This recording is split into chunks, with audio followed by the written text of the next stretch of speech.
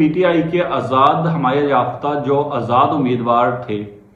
वो सुन्नी इत्तेहाद में चले गए थे और सुन्नी इत्तेहाद में जाने का फैसला भी इन्हीं रिजर्व सीट्स की वजह से किया गया था कि हम एक जमात बन जाएंगे सुन्नी इत्तेहाद में जाके तो हम इलेक्शन कमीशन से वो वाली नशिस्तें अपनी ले सकते हैं। अब सुन्नी इत्तेहाद को इलेक्शंस के अंदर कोई एक वोट नहीं पड़ा, उनका कोई अपना कैंडिडेट नहीं जीता, ना वफाक में, ना पंजाब में, ना केपीके में, ना सिंध में, ना बलूचिस्तान में। और टोटल रिजर्व सीट्स जिसकी डिमांड की गई हैं वो 75 हैं।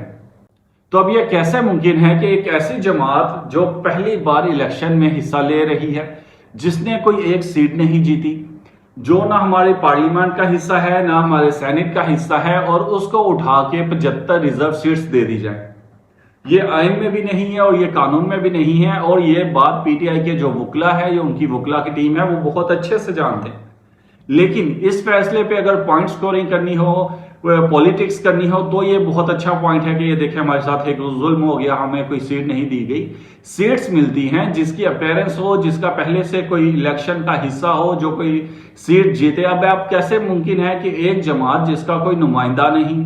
जिसको अवाम ने कंप्लीटली रिजेक्ट कर दिया इलेक्शंस में, और आप चाहते हैं कि हम 75 सीट्स उठा के उनको दे दें जस्ट बिकॉज कि आप लोग उसमें शामिल हो गए हैं। और इस बात की क्या गारंटी है, या इस बात का क्या आप गारंटी देंगे कि कल अगर आपको हाई कोर्ट से रिलीफ मिलता है, हाई कोर्ट में जाके आपके हक में फैसला आता है और ये सीट्स आपको वापस मिल जाती हैं, सीट्स वापस लेने के बाद आप पीटीआई में नहीं जाएंगे, आप लोग सुन्नी इत्तेहाद है जो उसी के अंदर रहेंगे।